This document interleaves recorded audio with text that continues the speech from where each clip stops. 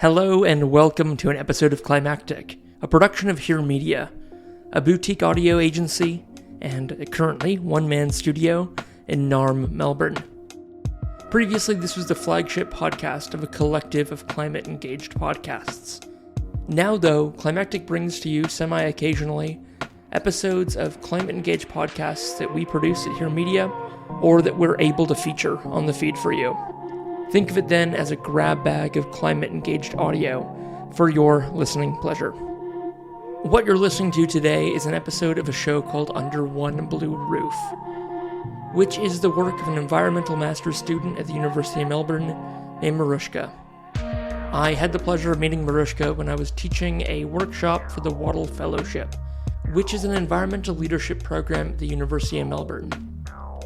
It collects students from across faculties who could be studying anything within the university at undergrad or postgrad level, and puts them through an intensive, multi-month process of learning not just more about climate change and environmentalism, but teaches them skills in how to be a leader in this space. This fellowship program is over and above their studies, and results in an action project, which means they come up with, plan, and then execute a program and deliver it to the community. What I taught them about in that workshop was about how they might be able to use podcasting to reach an audience they might not otherwise reach, but more importantly, to spend time with the people that they would otherwise possibly not get to speak to. And it turns out, in the case of Marushka, that I was preaching to the choir. She'd already decided on doing a podcast as her action project as part of the fellowship, which was going to combine her environmental master's studies, her job at Homes for Homes, a social enterprise here in Narm, Melbourne, that funds social housing projects, and she was going to speak to the intersection of climate change and homelessness at a systemic level. So I was really thrilled when, after that workshop, Marushka reached out to me, and we started working together on this project. And in honesty, I didn't have to do much. She had her guests picked out, she knew how she was going to approach them, she knew what style of show she wanted to make. But it was a thrill to get her up to speed with some gear, give her some pointers based on my previous mistakes and learnings, and then get to edit and produce these interviews she'd done. What you're about to hear is the first episode of this 12-part miniseries. This one's an interview with a young woman named Thea, who you're about to learn a lot more about in the course of this episode. You're going to hear all about the aftermath of the devastating flooding in 2022 in Australia, and dive in with Marushka into a deeper look at the systemic issues facing where we build in Australia and how we recover from climate disasters. I'll now leave you to enjoy this episode of Under One Blue Roof, and find a link in the show notes so you can get them all. Enjoy.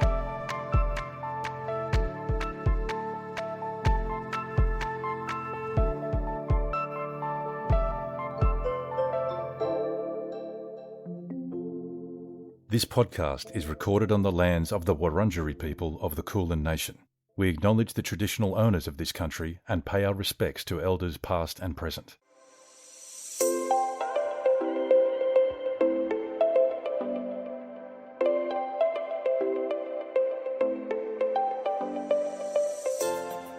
Welcome to Under One Blue Roof, your podcast exploring the problem of climate-driven homelessness. Here, we ponder some of the big questions about housing, social justice, planetary boundaries, and more, and listen to stories from experts in the field who explain just how it's all related. Let's get to know the human face of climate change. Hi, and thanks for joining us under One Blue Roof. I'm your host, Marushka Saldana, a Master of Environment student and social enterprise practitioner. Floods are a devastating reality of the climate crisis, and there is much to do in order for communities to be better supported to respond to them in future. I'm grateful to have Thea on the show today to share her experience of going home after the floods. Thea is a Juris Doctor student originally from the hills of Mullumbimby in regional New South Wales. She has an interest in strategic climate litigation and empowering young environmental activists to gain greater knowledge about their legal rights and capacity to influence the political process. Thea is currently a research assistant at Melbourne Climate Futures at the University of Melbourne. She is also the coordinator for Extinction Rebellion Vic Legal, where she assists in the legal representation for activists who are arrested for protesting political and social inaction on climate change. She's passionate about climate justice, particularly its intersection with feminism and decolonisation. I love that. Thea, welcome to the show. Thanks so much for having me. We first met at the inaugural Melbourne Climate Futures Summit, and you shared this really powerful story with everyone in the room about your recent experience in your hometown after the floods, which really stuck with me because of how strong this concept of home is, but also how fragile it can be. And it really influences a person's identity when you think about it. It's ingrained in us from the moment we're born. What is your connection to place and to home? And how has this shaped your understanding of who you are today? Yeah, sure. Well, I grew up in different parts of northern New South Wales, all within Byron Shire, but principally grew up in Mullumbimby, and that's where my parents still live. It's a weird and wonderful place, a small pocket of the world that is very famous all around the world, but it has a lot of different layers to it, which I think most people aren't aware of, as is the case, I'm sure, with many popular tourist destinations. For me, the main parts that really informed my upbringing was the strong sense of community, and that was put on show to great effect following the floods. In the last few years, I've had, I would say, a complex relationship with my hometown in the COVID years. There was a lot of anti-vax movements and have had difficult conversations with family and friends, even through my childhood growing up there. That was already a point of contention in the community and obviously was brought into great focus in the last few years. So I was feeling, complex about where I came from and the kind of the type of community, and also disappointed that that was the reputation that my hometown was getting, both nationally and even internationally. And then along came these devastating floods, and there was very limited help. But the community sprang into action and really rallied around each other because of its makeup of environmental activists, healers, various campaigners, and so on. They're the ones who make up the bulk of the region, and they're the ones who really inspired me to pursue an area of law like climate. They didn't necessarily encourage the law route, but having grown up to an eco-activist mother, being brought to protests since before I could walk, that was a strong part of my makeup really in growing up, and is the reason that I decided to go to law school, to take the values that I learnt there and apply it in a way that I wasn't able to do in the community. Yeah, those early years really formulate, I think, a lot of what our belief systems are and what we're passionate about. And certainly family as well as broader community shapes that and reinforces that throughout, the years of life that we live. And it's really interesting to hear about the impact that Mullumbimby, as your hometown, has had on your life and your pathway and trajectory into law. And I want to talk about that. But you mentioned how devastating the floods were for the community, and the Northern Rivers region was at the heart of a lot of what has happened over the last little while. And it continues to be a place that is impacted time and time again. Can you describe what it was like to go back home and start to make sense of what had happened? Yeah, so I wasn't there for the actual flood event itself. It happened on the first day of the university semester last year. So I was in Melbourne at the time, in Naarm. And from going back, of course, it's an outsider's perspective. So I just want to preface that, because the experiences that those who are actually on the ground have been incredibly traumatic, and their stories have not been told enough, I think. So definitely can't speak for them. But having gone back a couple of months later, I think it was about a month and a half after it happened that I came back. I actually wanted to go back sooner, but having not been able to even speak to my mother for the first 5 days after the floods hit because they lost all communication and there was basically no internet for up to a month. And even some places have still struggled to get reconnection a year later. So they didn't have any fresh water. They were running out of fresh water. They didn't have power. And there was nowhere for me to stay. So while I wanted to go there, they were saying, look, if you come, it'll be another person we have to feed and house and give water to. And we actually don't have the resources for that. So that was kind of how dire it was. It was like literally basic essentials were in incredibly short supply. So me returning, the floodwaters had receded by that point, but the impact of it was just etched on the community that was incredibly visible. Just there were a few moments that stood out for me. I think walking to my old house from where my mother was staying, I was walking along the street, a street I'd walked down thousands of times growing up. And there are all the usual community faces that I would see, don't know their names, but I know their faces. And I remember seeing this one man who lived near the soccer pitch, which was next to my house where I used to play soccer. And he was wearing mismatched clothing, no shoes, and he looked like he'd aged 10 years. And could just tell he lost everything. His house was in ruins. And I think just seeing someone's face so visibly changed was a real sort of insight into what these people had gone through. And then, of course, actually seeing my home was another pretty surreal experience because the insurance companies had come through. It took them a few weeks to get to the house, but basically they came through and demolished it entirely, even though the water only went up so high. They took out the walls, they took out the bathroom, the kitchen, like everything except the roof and the outside walls. So I was standing in my house looking around at it, and from the waist down, everything had been removed, but there were still paintings on the walls from above sort of shoulder height. So I was looking at my house and I could see it there and you not see it there at the same time. So it was a profoundly weird and unsettling experience to see it both devastated and removed and yet see the ghost of what it once was. Very strange. Yeah, that image is really confronting and I think thought-provoking because you don't expect to ever say goodbye to the home that you grew up in. That never crosses your mind as something that you'll ever lose. And yet that is the reality of so many people, not just in New South Wales, but nationally along the East Coast. So many communities have had that collective experience that you've just described. And I think the magnitude of it, I still come to grips with it. When we were at the Melbourne Climate Futures Summit, something that was spoken about is the way we talk about climate change and extreme weather events as these once in 100-year things that happen that are, every now and then.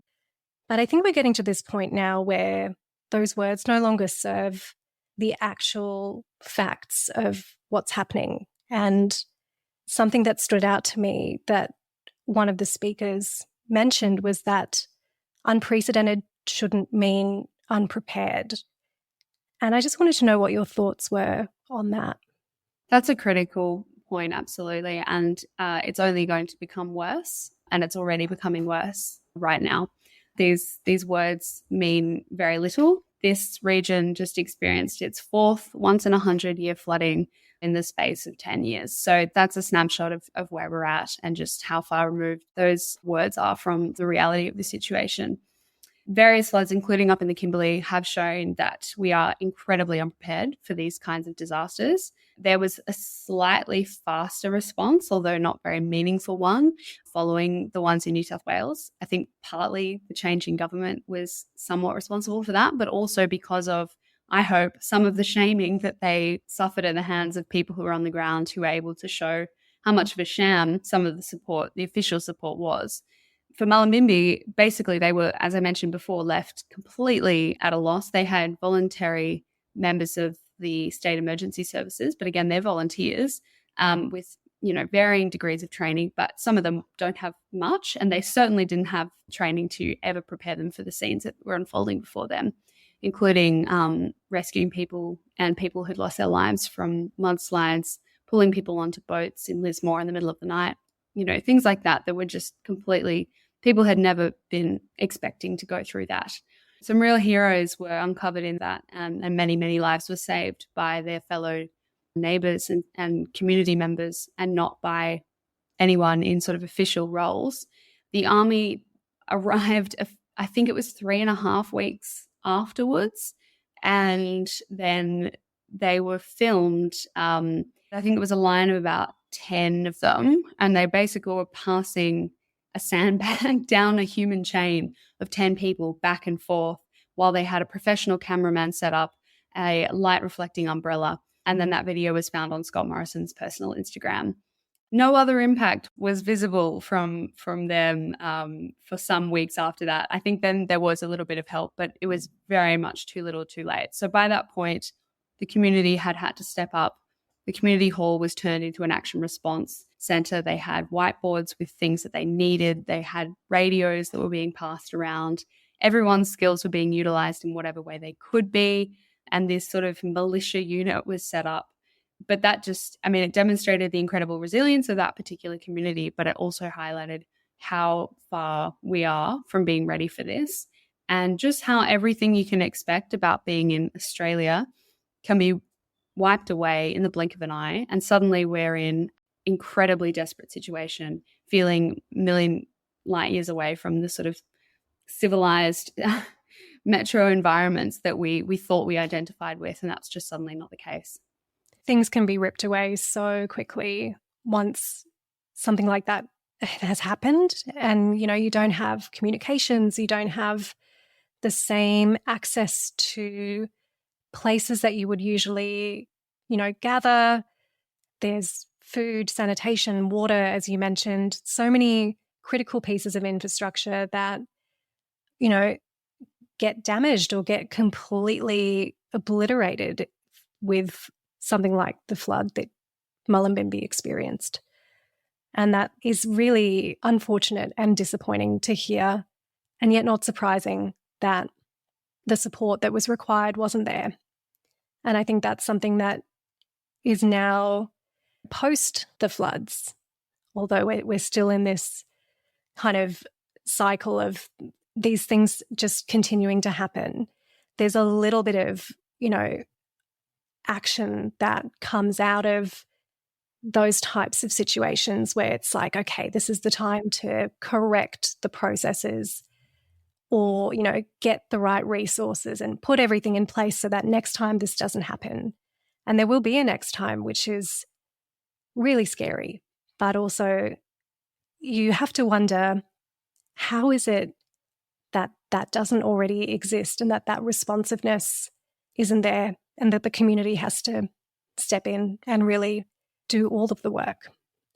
You are, as we mentioned before, an advocate for climate justice, and that's what you're doing in your master's, the areas that you work in. And climate justice is an area of law that was really interesting to me, in that it focuses on representation and inclusion and the protection of the rights of people who are probably the most vulnerable to the effects of climate change.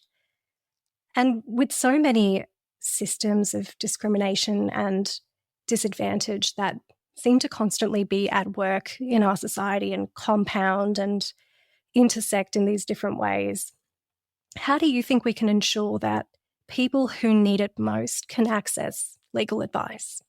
A complex and loaded question, and one that I am continuing to ask and to learn myself. And I think that obviously there is no one simple answer, particularly from within the law. It's an incredibly both hypocritical and empowering space to be in. On the one hand, recognizing that our legal systems are not only complicit in upholding these structures, but actually promote them and further entrench many of these systems which have led to the current crisis that we're in now. And yet I'm attempting to use that same system in order to pursue improved outcomes. So, of course, already you're starting from a very difficult point. This is a learning experience that will be unfolding for many decades to come, I imagine. However, I do believe that the law is an incredibly important aspect of addressing this, and that this is the sort of system that we're operating in. And I have experimented with sort of advocating for change, I would say more from with outside the system. For example, direct action, protests and things like that, being parts of small community organizations, Extinction Rebellion and so on. And that plays an incredibly important role as well in terms of pushing forward societal perspectives and opinions and kind of driving that appetite for change. I think that has played an incredibly important role and will continue to do so. Protest has a very proud history in this country and around the world. However, I'm also then beginning to explore the changes that can be made from within the system, including sort of corporate climate risk. And that's the area that I'm moving towards. How to address this idea of justice is again a loaded one, because of course that means something different to everyone. To me, as you mentioned, it is a recognition of the fact that those who are most vulnerable to the impacts of climate change are the ones who've contributed least to it. And it is also touching on the recognition that in pursuing climate repair and halting worsened climate change, that we have a very important opportunity to not replicate the same systems of injustice that have led to the current situation that we're in.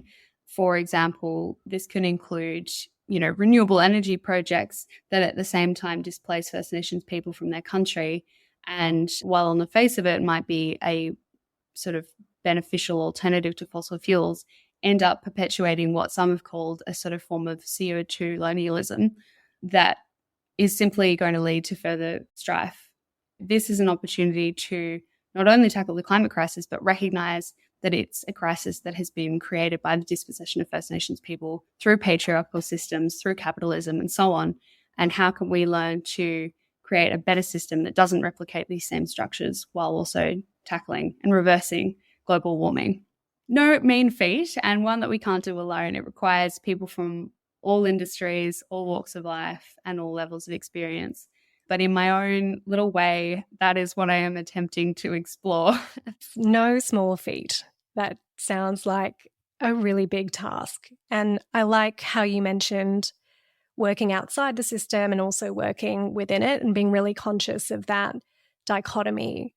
I wonder if you think that it's better to rip down the system and maybe start again, or whether, it's about shifting mindsets and behaviors over time and, incremental change that can get us to this next place that we need to be in. Both. The problem is that we've been pushing for incremental change for the last 40 odd years and have been saying we need to slowly phase out of fossil fuels. And then decades later, okay, we really need to start phasing out of fossil fuels. And then another 10 years, we need to get off. We really need to get off fossil fuels. And now it's like, we need to get off fossil fuels now. And now the fossil fuel industry are like, hang on, we have to do it gradually. Yeah. I mean, that's the challenge, right? Of course, it can't happen overnight, but at the same time, we are in a climate and ecological emergency and rapid steps need to be taken. So that's where policy can come in and social change needs to continue. And that inherently is a slow process that requires consistent effort over a long period of time. And that's kind of, for me, what the idea of sustainability is in this instance. Another word that gets used and misused constantly and is a bit of a pet peeve, and I've almost stopped using it for that reason. But for looking at environmental sustainability, there is this critical part that's like, we need to sustain the movement, the momentum in order to get improved environmental change. And that has to include a level of personal sustainability to be able to maintain that over decades. And that, again, is kind of what I've grown up with, is seeing a lot of these incredible activists who are incredibly burnt out. It's a very difficult fight and they've had wins along the way, but it's been a long and slow process, and their hope is that my generation, our generation, will see more rapid change in this. But there are going to be some things we're going to have to keep fighting, just like they did. Couldn't agree more. And you have talked a little bit about how protest has been a part of your life. And I wonder if there are any wins that perhaps you've either worked on or been a part of where there's been a moment where you said, yes, like, I feel like we're being listened to and things are going in the right direction? Yes, there have been. There have been some exciting small ones from when I was a toddler, trying to prevent the development of the big supermarket that was coming to a small town. And I remember we all didn't go to school that day because we were all participating in this march. And there were, musical instruments, there were puppets, there were people climbing up trees to stop logging. To me, it was just like a big party. It was, the community coming together. And so there've been many moments like that that have been very rewarding. And even just, participating in some of the climate marches here, and then being involved in as a sort of witness to some of the XR movements. And then, changing government. And the election result, that is the result of concerted effort over a long period of time. And it just, I think, shows how much people are beginning to care about climate as an issue, which has been ignored by the mainstream media. But I think that that's one of the key reasons that we're seeing the kind of results that we're seeing. So that's, a tangible example that a few years ago, I just wouldn't believe possible. It's amazing how quickly and yet slowly things can change. But I think you're so right that any shift in the needle is the product of so many years and decades of hard work that has gone into making that happen. And I think we're at a time now where we're seeing this momentum build, and that's really exciting and positive, and we need more and we need it faster, but we'll get there, I think, is the belief. Now, to wrap up, I wanted to talk about ecologically sustainable development and maybe how this ties in with your own vision for an equitable and sustainable climate future. And that's a really big question, I know, but I think with your work in law and in sustainability, there's so many intersections with critical work that is happening in the space. How do you think the legal system in Australia might need to evolve in order to face into the urgency of the climate crisis? In many ways, but I think it needs to start with education. So, lawyers are, in the main, very highly educated group. You're required to be, there's certain academic qualifications that you need to have and so on. But the bulk of the industry is not young and not particularly diverse. And they're the same sort of people that I guess have been instrumental in the other sort of pillars of society that have kind of been an important part of the resulting crisis that we have now, in a way. So it's not surprising, therefore, that they're the people who are perhaps less inclined to radically change the system that they're, in effect, benefiting from. While they have, incredible expertise and experience in areas of law, there's not necessarily a pervasive understanding of the realities of climate change. And many people think that it's an area of law that is to be opted into as an area of interest. For example, those who practice environmental law, and that's the area that they specialize in. But people over here doing contract law, commercial, international arbitration disputes, and so on, think that it doesn't apply to them. One important place to start is actually widespread education of the fact that this is in fact relevant to them. It's not an opt-in, it's compulsory to be aware of these issues in order to actually be doing our ethical duties correctly as a lawyer. So one of the projects that I've been involved with at MCF is creating a micro-certification through the University of Melbourne that will allow not just legal professionals, but those across industry aimed at sort of CEOs, boards of directors, to come and actually get up to speed on these issues, because not only lawyers, but shareholders of big companies are now demanding that their boards be across these issues and take proactive steps to minimize their risk. But then the companies are in the difficult position of, well, how do we upskill? And it's the same for the lawyers. They know their area of law, but how are they able to find the connections? This is an idea that has been launched by various eminent lawyers in the field. So they released a memorandum of opinion to the legal profession. This was the barristers Noel Hutley SC and others, including Sarah Barker, who came up with this idea that in order to fulfill the lawyers' ethical responsibility correctly, they need to be aware of climate issues. So everyone is a climate lawyer now, whether you like it or not, was one of the phrases that was used. For lawyers, for CEOs of companies, that is one concrete place to start, is becoming aware of how this will affect you and your profession, regardless of whether you think it's relevant to the actual area that you're working in, but recognizing that climate change will touch on every single area and we need to be aware of it.